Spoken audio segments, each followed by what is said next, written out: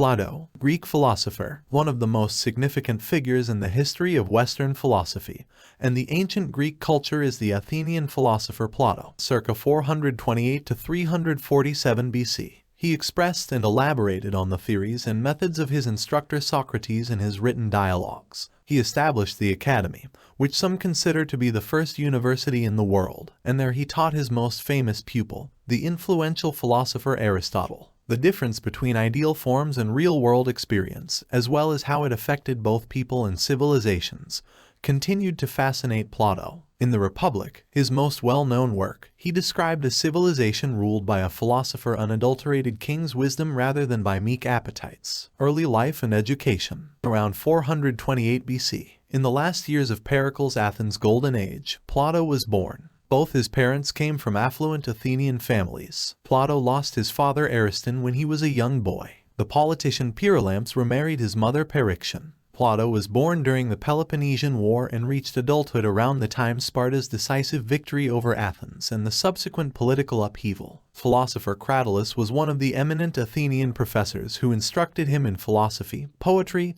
and gymnastics. Influences. The young Plato adopted Socrates as his own and eventually became one of the young people Socrates was accused of corrupting. The early dialogues of Plato were based on his memories of Socrates' philosophy as it was practiced by him, as well as the Socratic method of constant inquiry. Historians believe that Plato's dialogues and Apologia, his description of Socrates' trial, are the most realistic depictions of the earlier philosopher, who did not leave any written works of his own. After Socrates' coerced suicide, Plato traveled for 12 years in southern Italy, Sicily, and Egypt, studying with other philosophers such as Pythagoras' disciples Archytas of Tarentum and Echecrates of Phlius, as well as Theodorus of Cyrene and Theodorus of Cyrene. Plato became interested in mathematics during his time with the Pythagoreans. Parmenides and Zeno of Elea had a significant impact on Plato's theory of forms, which holds that the physical world as we know it is only a reflection of the real one. The two are mentioned as characters in the Parmenides by Plato. The ruling family of Syracuse, with whom Plato had a lifelong friendship, later sought his counsel on changing the political system in their city. Platonic Academy. The 40-year-old Plato visited Athens again around 387 and established his philosophic school in the Academus Grove, outside the city walls, in honor of the Greek hero. He gave lectures to pupils gathered from all over the Greek world in his open-air academy. Many of Plato's works appear to have their roots in his lectures there, especially the so-called later dialogues. Plato went beyond Socrates' ideas when he built the academy, as the latter never established a school,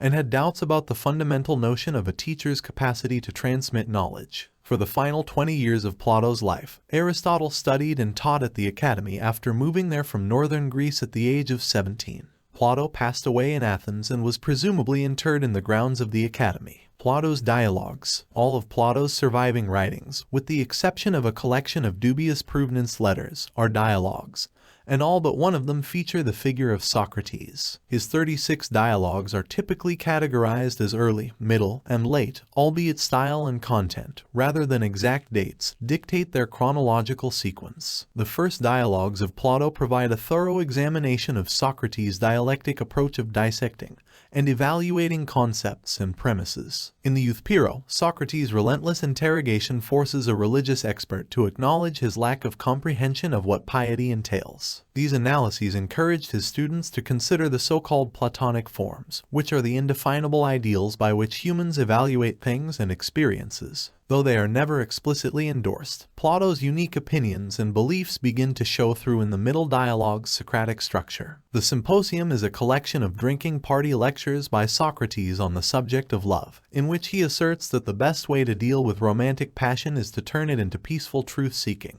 In the Meno, Socrates shows how learning is less important than recollecting what the soul already knows by describing how an untaught kid might be led to uncover a geometric argument on his own. The enormous film Republic explores the souls of both a nation and an individual and simultaneously. In both, Plato discovers a three-tiered hierarchy between reason, passion, and desire as well as between rulers, auxiliaries, and citizens. Just as a smart king should dominate a society, reason should always take precedence in every individual. The only people who can understand the true essence of things are wise people, ideally a kind of philosopher king. According to Plato's famous analogy, the lowest tiers of the state and the soul have experiences that are linked to actual knowledge but entirely different from the forms that throw the shadows on the cave wall. The late dialogues of Plato are not dialogues at all, but rather investigations of certain subjects. The Timaeus presents a geometry-based cosmology in which perfected three-dimensional structures, such as cubes, pyramids, and icosahedrons, serve as the Platonic solids from which the entire cosmos is constructed. In the Laws, his final dialogue, Plato departs from the Republic's purely theoretical framework and suggests that both wisdom and experience can be used to guide the administration of an ideal state. Legacy and influence. Following Plato's passing, the Academy survived for almost 3 centuries till it was destroyed in 86 BC.